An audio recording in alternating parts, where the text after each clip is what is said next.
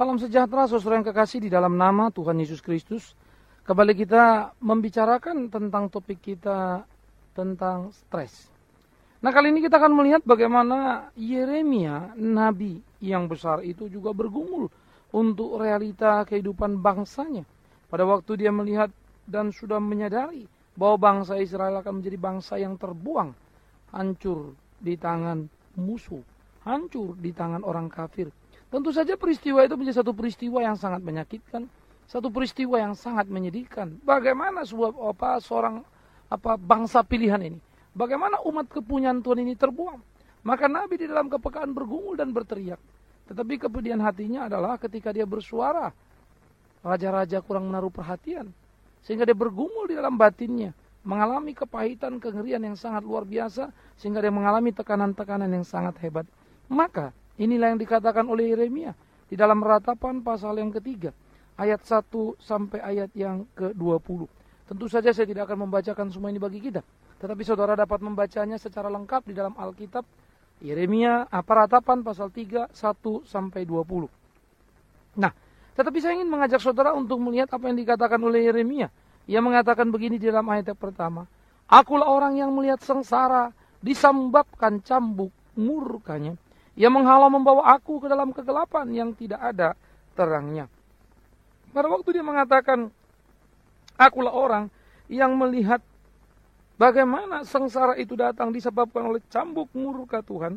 Maka di sini ia ingin mencerminkan atau ia ingin menggambarkan bagaimana bangsa Israel itu menderita, ya, mengalami kesulitan, kepahitan di bawah hukuman Allah. Bagaimana mereka terbuang. Memang tentu karena kedegilan hati. Tetapi menjadi sangat sulit untuk bisa dibayangkan ketika seorang nabi yang jujur, seorang nabi yang hidup benar, melihat kedegilan hati ini dan dia juga melihat Allah yang akan menghukum dan ini tidak bisa dihindarkan. Oleh karena itu Allah akan menjatuhkan hukuman atas kedegilan, kebebalan hati sang umat. Ya. Lalu Nabi melihat juga memang umat ini degil. Lalu dia melihat murka Allah tidak bisa ditunda untuk menghukum kedegilan. Maka dia terjepit di tengah-tengah. Nah, waktu dia terjepit di tengah-tengah, dia mengalami kesulitan, kepahitan yang sangat luar biasa beratnya. Sehingga betul-betul menjadi satu himpitan batu yang sangat membebani. Sehingga akhirnya sampai mengatakan apa? Ia menghalau dan membawa aku ke dalam kegelapan yang tidak ada terangnya. Aku dipukulnya berulang-ulang dengan tangannya sepanjang hari.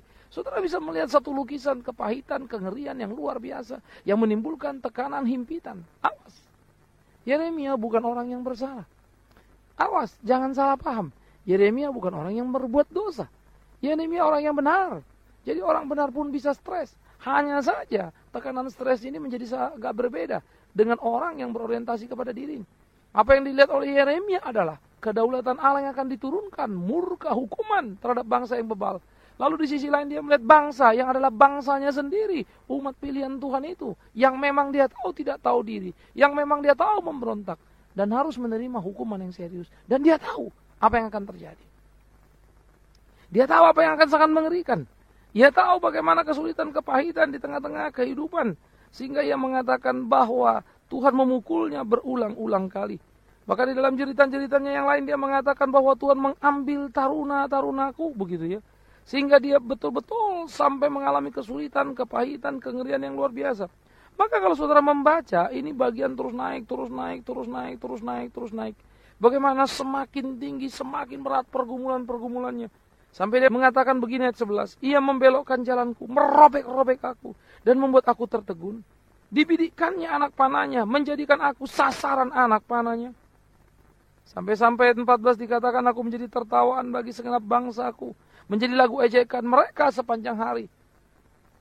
Kenapa bisa begitu? Karena Yeremia ingin mengatakan kebenaran, tetapi dia dianggap sebagai suara yang asing, tidak dikenal. Karena orang sudah tidak lagi suka suara kebenaran. Suara kebenaran tidak manis lagi di telinga mereka. Oleh karena itu dia seperti orang yang sendiri berteriak. Ya. Sampai-sampai ia mengatakan Tuhan mengenyahkan dia seakan-akan dengan kepahitan. Memberi minum ipu, meremukkan gigi-gigi. Dengan memberi aku makan kerikil. Menekan aku ke dalam debu. Menceraikan nyawaku dari kesejahteraan. Sampai-sampai aku lupa kebahagiaan. Ayat 17. Saudaraku yang kekasih. Teramat sulit untuk membayangkan pergumulan Nabi Yeremia. Saya coba mulai menempatkan diri pada posisi dulu dan saya tidak sanggup. Betapa Lihatnya betapa sulitnya. Kepahitan, kegetiran yang dialami oleh Yeremia. Ingat tadi dia sebagai orang benar terjepit. Dia mengharapkan belas kasihan Allah atas umatnya. Tetapi umatnya sendiri membuat dia menjadi bahan tertawaan dan tidak mau lagi mendengarkan kebenaran.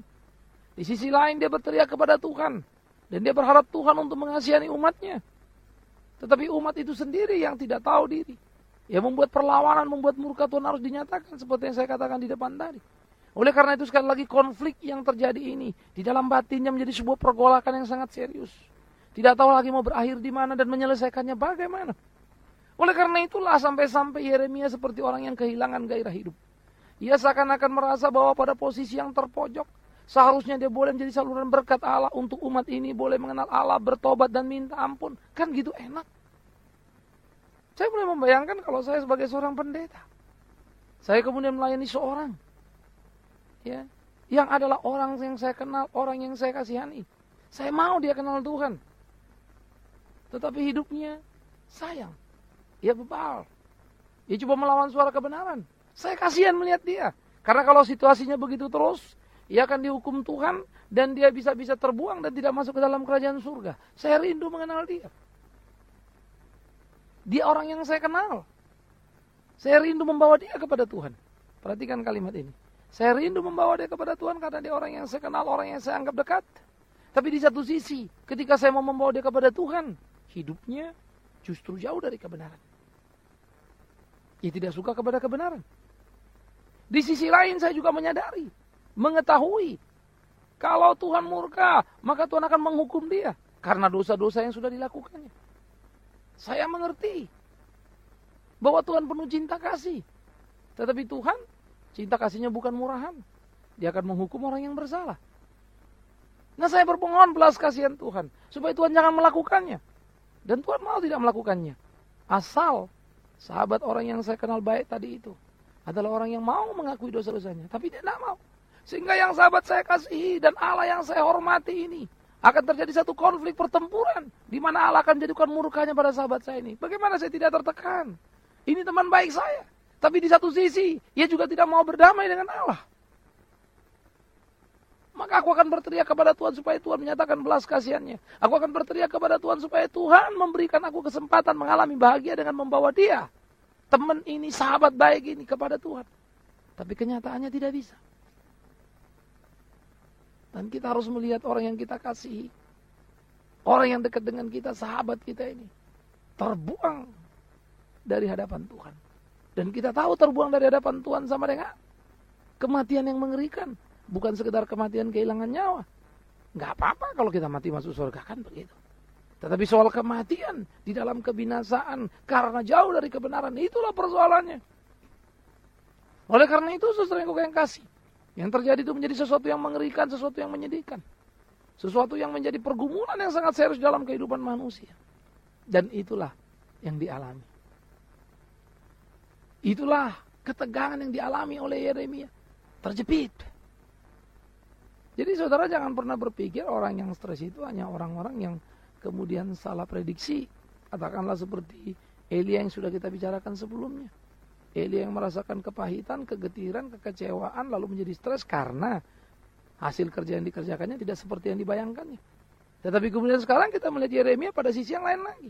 Yeremia benar, kerinduannya menyatakan kebenaran. Tetapi orang yang diberitakan kebenaran tidak mau mendengar.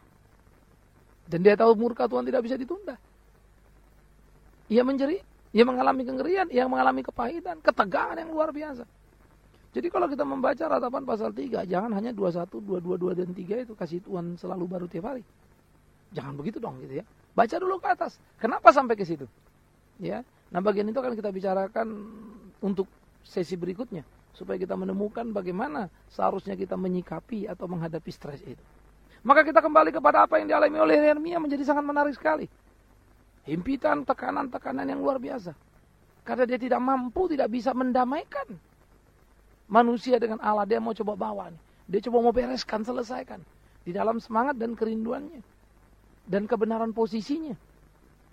Nah, kalau kita salah, tidak bisa nolong orang kan lain hal begitu. Tapi kalau kita sudah benar dan kita tahu betul apa yang akan terjadi. Ini kalau nggak mau teman ini damai ini sama Tuhan, habis dah sudah.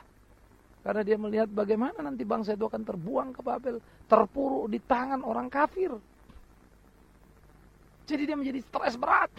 Karena dia melihat future, melihat masa depan. Tapi dia tidak berdaya untuk mengubahnya, tidak berdaya untuk menolongnya. Ia melihat penghukuman itu akan jatuh pada orang-orang Israel, bangsanya. Tetapi dia tidak bisa menyadarkan Israel supaya jangan salah melangkah. Tragis sekali. Dia tidak bisa mencegahnya. Dia tidak bisa menahannya. Semuanya akan hancur. Yeremia mendemonstrasikan sebuah kepedulian yang sangat hebat. Sebuah tanggung jawab sebagai nabi terhadap sebuah bangsa yang adalah bangsanya. Tanggung jawab untuk membereskan persoalan bangsa itu. Tapi kenyataan yang dihadapinya di dalam pengetahuan justru menjadi beban yang luar biasa. Membuat dia mengalami ketegangan, tekanan yang begitu serius. Sampai-sampai kalimat-kalimatnya yang kita lihat, wow, sangat menegangkan. Sangat mengerikan. Bagaimana tekanan-tekanan itu begitu hidup, apa begitu kuat. Sampai-sampai dikatakan apa? Sangkaku hilang, lenyap kemasuranku dan harapanku pada Tuhan. Sampai dia pikir dia kehilangan harapan kepada Tuhan. Coba saudara mulai perhatikan hal itu. Maka kalau saudara baca terus sampai di titik ayat 20 yang saya katakan tadi. Kita melihat bagaimana ketekanan yang dialaminya. Sampai di 20 dia mengatakan apa? Jiwaku selalu teringat akan hal itu dan tertekan dalam diriku. Jadi saudara, semua orang nggak ada yang kebal kepada stres. Stres bisa terjadi pada setiap orang di dalam keterbatasan. Tapi bagaimana memanage, bagaimana mengatasi stres itu menjadi penting. Maka Yeremia mengalami stres sekali lagi bukan karena sebuah kesalahan konsep. Dia tahu apa yang akan terjadi dan justru itu jadi beban yang paling berat buat dia. Di dalam Mazmur pasal 22, seorang tokoh seperti Daud pun berteriak. Teriakannya kemudian menjadi suatu ekspresi nubuatan. Teriakan yang sama yang muncul di mulut Yesus Kristus. Ketika juga Daud mengatakan, Allahku, Allahku, mengapa engkau meninggalkan aku? Aku berseru, tapi engkau tetap jauh dan tidak menolong aku. Allahku, Allahku, aku berseru pada waktu siang, tapi engkau tidak menjawab. Pada waktu malam, tetapi tidak juga aku tenang. Sampai-sampai aku ini hanya dianggap ulat oleh musuh-musuhku. Dicela, dihina banyak orang. Daud merasakan ketegangan sepertinya dia ditinggalkan Tuhan sendirian. Di tengah-tengah pergumulan, dia mengalami kesulitan, kepahitan. Dia sudah terpojok juga. Sampai-sampai dalam Mazmur 22 ayat 7 dia mengatakan, aku ini cuma ulat bukan orang. Celah bagi manusia, dihina, olok banyak orang. Waduh, sakit, ngeri, getir. Ya. Maka semua mereka mengalami. Daud di tengah-tengah perjuangan untuk ikut Tuhan. Supaya bertindak persis seperti apa yang Tuhan kehendaki.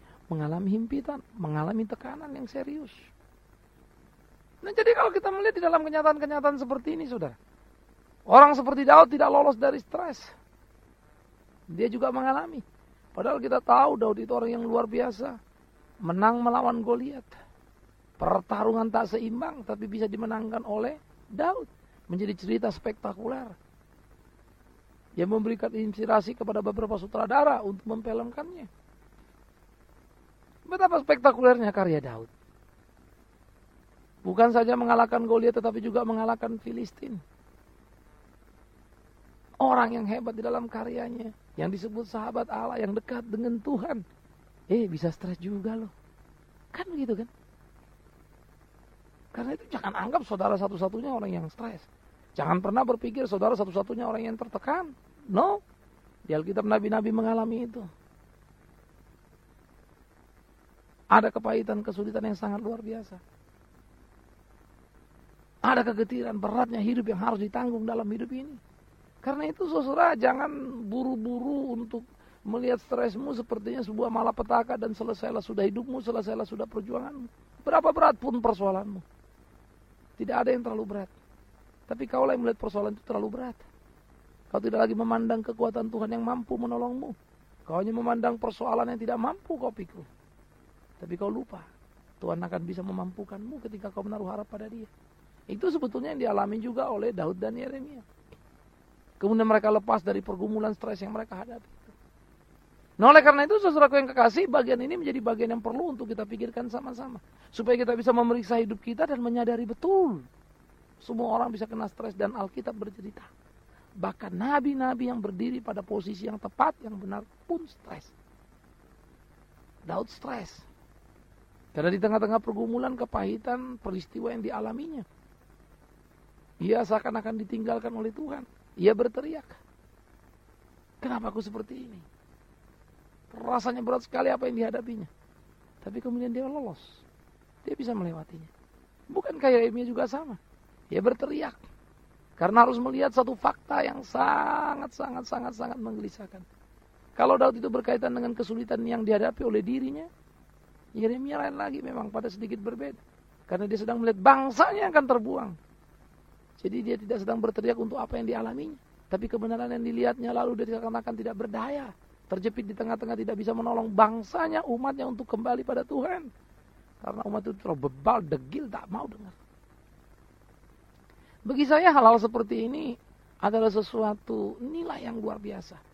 Karena saya mulai melihat Yeremia adalah orang yang sangat mencintai kebenaran dan rindu orang mengenal kebenaran. Sehingga menjadi stres ketika dalam kerinduannya orang cuek aja, masa bodoh saja. Nah, saudara yang kekasih, bagaimana dengan yang lain? Daud juga sama. Di tengah-tengah pergumulan kesulitannya, dia coba mau berjalan seperti apa yang Tuhan kehendaki. Ada kesempatan membunuh Saul, tidak dilakukannya. Tetapi ya kok berat. Ketika mau ikut Tuhan menjadi sulit. Kayaknya pahit sekali sampai-sampai dia stres. Elia yang sudah kita pelajari sebelumnya juga mengalami hal yang sama. Tetapi Elia kecewa untuk apa yang dikerjakannya, tidak seperti nenek moyangnya atau nabi pendahulunya. Yang dianggapnya sukses, lalu dia menganggap dirinya tidak sukses. Nah, berbeda-beda tapi mereka semua adalah pada posisi-posisi nabi-nabi Tuhan. Yang mestinya secara teoritis, menurut hitung-hitungan kita, matematik kita udah kuat banget dah begitu ya. Wah, mungkin lah mereka stres kan gitu.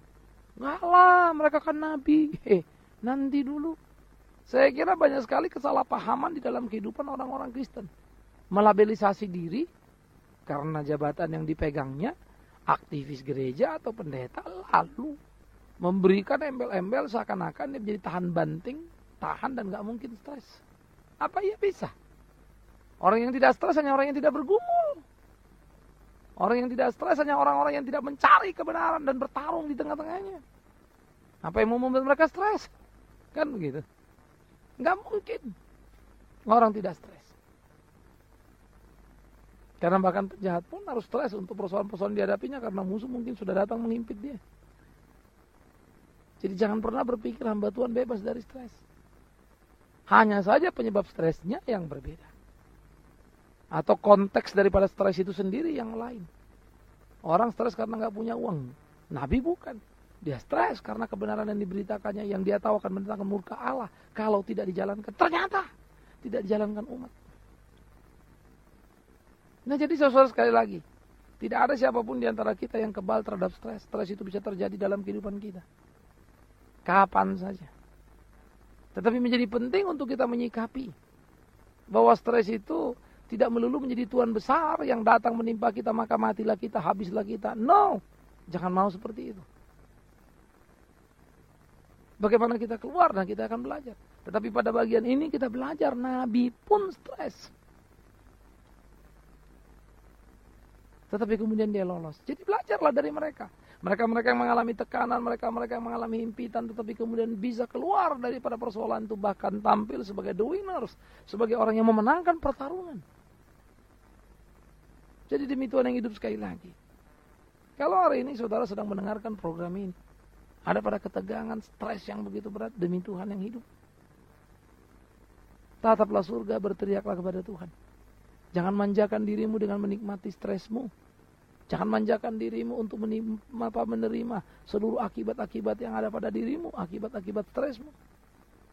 Tapi katakanlah kepada dirimu, lihatlah Tuhan dan pertolongan yang ajaib itu. Jadi jangan tenggelam, saudaraku. Bangunlah, tataplah. Ada sejuta pengharapan yang Tuhan sediakan bagi kita di dalam keberimanan kita. Jadi Anda tidak sendiri stres. Jangan marah sama Tuhan. Seakan-akan cuma orang lain, kok enggak aku ini stres Tuhan. Orang lain enggak punya persoalan, kok aku begini Tuhan. Stres itu enggak bisa saudara lihat. Apalagi mereka-mereka yang suka dan atau karena terpaksa harus memainkan peran menutupi stresnya. Sehingga menampilkan wajah gembira, tapi sebetulnya tekanan batinnya luar biasa. Jadi jangan juga pikir, oh dia nggak pernah stres loh, orangnya luar biasa, omong kosong itu. Dulu saya pikir tipe kayak saya gini, ya, yang apa saja oke, jalan saja sudah begitu ya. Saya pikir saya juga tipe saya enggak stres, optimisan orang saya. Jadi syukur kayak ya sudah begitu. Tapi lain, ternyata juga ada tekanan-tekanan yang harus kita alami. Pergumulan, pertarungan. Iya, tidak ada orang yang tidak bisa stres, kan begitu. Nah karena itu kuatkan, pertetapkan, teguhkan hatimu. Ketika almarhumah mama saya masih hidup, saya harus menunggu beliau sakit di Sumatera. Ya, status saya waktu itu sedang kuliah. 95 saya lepas bisnis saya masuk sekolah teologi.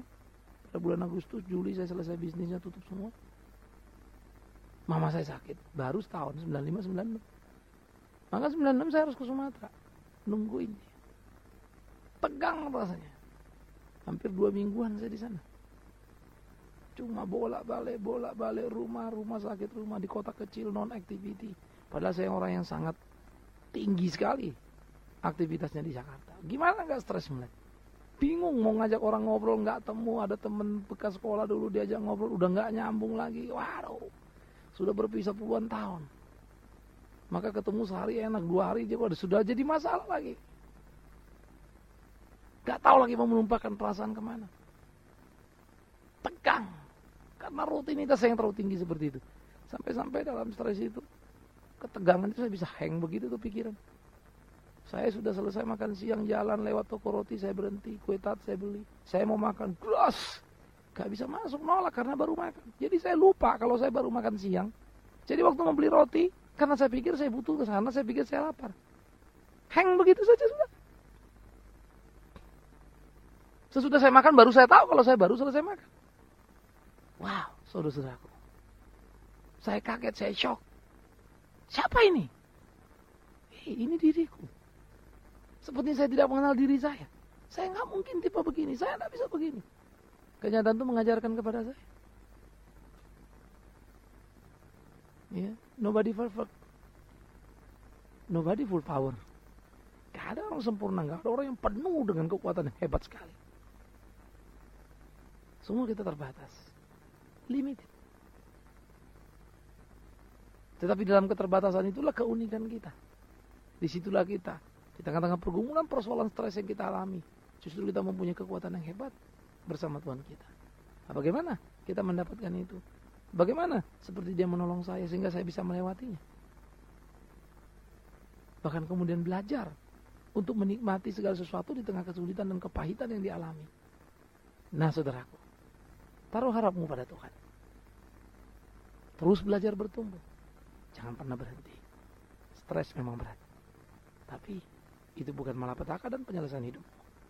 Panjang masih perjalananmu. Sampai kita ketemu. Untuk memikirkan bagaimana kita melewati dan mengatasi stres itu. Tuhan menolong saudara. Tuhan menguatkan saudara. Biar masing-masing engkau teguh dalam hidupmu. Ikut Tuhan. Raih kemenangan. Amin. Kita berdoa. Kami berterima kasih untuk apa yang kami renungkan, kami pikirkan. Biar Tuhan menyempurnakan. Dan kepada setiap saudara kami, teman-teman kami yang mungkin mengalami tekanan, sedang stres pada saat ini. Tuhan tolong mereka, berikan kekuatan penghiburan. Supaya mereka terus menaruh harapnya hanya kepada Engkau ya Tuhan. Biarlah Tuhan yang dimuliakan, Tuhan yang ditinggikan di dalam kehidupan setiap umat-Mu. Dalam nama Yesus Kristus kami berdoa. Bersyukur pada Tuhan. Amin.